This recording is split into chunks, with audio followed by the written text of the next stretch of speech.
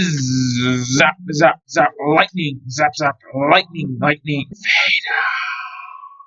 Hello everybody, it's me, the Lego Dude, and in this video I will be giving my reactions to Match Week 1 of the Premier League, which is finally back after the summer break of over 2 months. Most of the matches were expected results, but some of the matches were actually shock victories or losses. Now that I'm done with the intro, let's get started with the reactions. Arsenal 2, Crystal Palace 0. Arsenal controlled the first 40 minutes of this match, and they had a golden opportunity to score within 5 minutes when Gabriel Martinelli shot wide. He made up for this though when in the 20th minute Arsenal had a corner which landed to Alexander Zinchenko, who headed to Martinelli, who basically just had a headed tap-in, which was super easy to score. After that, Arsenal pretty much controlled the match with no problem until around the 40th minute when Crystal Palace started getting back into the game. They had a good chance which they missed, and then they had a golden opportunity which they shot straight at the keeper. In the second half, things were a little more even and both Crystal Palace and Arsenal had a few more chances. But then in the 85th minute, Arsenal tried crossing into the box, but the cross bounced off the back of Mark Guehi's head and it bounced right into his own net. After that, the match was basically over since Arsenal had a 2-0 lead. I think that the result was pretty fair, but if the match had ended 1-1 or 2-2, I think that would have also been a pretty fair result. Fulham 2, Liverpool 2. This was a shock result as most people would have expected Liverpool to beat Fulham at least 4-0, but instead Fulham were able to get a draw out of this. It actually wouldn't have been completely unfair if Fulham were able to win this 3-2. Alexander Mitrovic was able to start the scoring by out-jumping Trent Alexander-Arnold and then just heading the ball into the net. Liverpool were able to equalize through a header from Darwin Núñez, but then Alexander Mitrovic was fouled in the box by Virgil van Dijk, and then he just slotted the penalty in pretty easily. After that, Liverpool were able to get an equalizer through Mo Salah, and I think that a 2-2 draw on the day was a pretty fair result, even though, like I said earlier, Fulham could have won this. Manchester United 1, Brighton 2. This was a shambolic performance for Manchester United, who yes had most of the possession and shots, but they didn't really deserve to win. Brighton were the better team, and in the first half they took a 2-0 lead through 2 goals from Pascal Gross. But then in the second half, Manchester United had some hope when Alexis McAllister scored an own goal. United still couldn't really get anything done though, so the game just ended 2-1 in Brighton's favor. And since Manchester United don't really have any squad depth, they couldn't really substitute anyone on in the latter stages of the match to make an impact.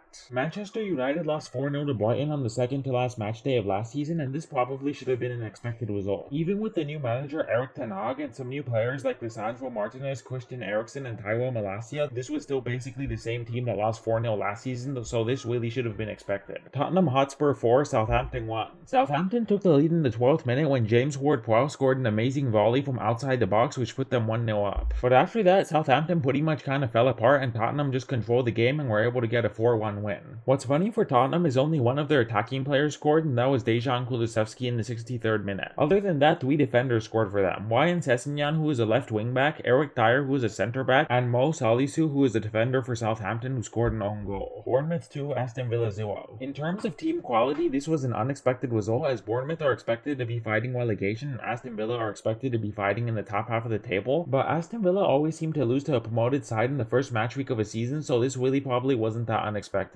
Bournemouth took an extremely early lead in the first minute when a corner landed to Jefferson Lerma, who put it in the net. After that, they got a late second goal when Kiefer Moore was able to put a header in off a free kick. I think that this was a fair result for Bournemouth, who definitely deserved the 3 points. Newcastle 2, Nottingham Forest 0. Newcastle dominated this entire game, but Nottingham Forest were able to defend well until the 58th minute when a wonder goal from Fabian Schär from outside the box was able to get into the net. This was an absolutely amazing goal and it might be a contender for goal of the season. And it was even more surprising because Fabian Schär is a centre back, and most centre backs probably don't know how to shoot that well. After that, Callum Wilson was able to get a late second goal to ensure the 3 points for Newcastle. I think that this was a pretty fair result, and I actually think Newcastle could have won this 4-0 and it still would have been a fair result, because Nottingham Forest really didn't play that well. Leeds United 2, Wolves 1. Wolves were able to control in certain periods of the game, but then Leeds would take back control of the game, so this was a very topsy-turvy game. Wolves took the lead in the 6th minute through a goal from Daniel Podence, but then Leeds took back control and they were able to score an equalizer in the 24th minute from Rodrigo. The game kept going back and forth until the 74th minute when Brendan Aaronson's shot was deflected off of Ryan Aitnoe, who scored an own goal, giving Leeds the lead. The game ended with a win for Leeds of 2-1, but I honestly think that this game probably should have ended in a draw. Leicester City were able to take control in the first half when they scored a goal from Timothy Castagna in the 33rd minute, and then early in the second half when Kieran Dewsbury Hall also scored a goal. After that though, Brentford fought back really hard and Ivan Toney was able to pull one back in the 62nd minute minute, and then Josh Da Silva was able to score a long-range goal in the 86th minute to seal a draw. It was an amazing goal which probably deserves to be a goal of the month contender. Brentford weren't able to complete a full turnaround to win this game, but I think a 2-2 draw was a pretty fair result considering how hard Brentford fought to get the draw. Chelsea 1, Everton 0. This was a scrappy and dull game with the only goal coming from a Jorginho penalty late in first half extra time when Abdullah Decoy pushed over Ben Chilwell in the box, awarding Chelsea a penalty. Nothing else really happened in this match, so let's move on to the last match. Manchester City 2, West Ham 0. West Ham played a really low defensive block, probably hoping for a 0-0 draw, but it wasn't to be as Manchester City pretty much just routinely beat them. In the first half, Erling Haaland scored a penalty, and then in the second half, he added another goal to that, so it ended 2-0 Manchester City. This was just a normal win for Manchester City, and there's not much else to say about it. Okay everybody, that's everything for today's video. Tell me your thoughts about Match Week 1 of the Premier League in the comment section down below. And before you leave, remember to hit the subscribe button, ring the notifications bell, and leave a like on this video. Bye.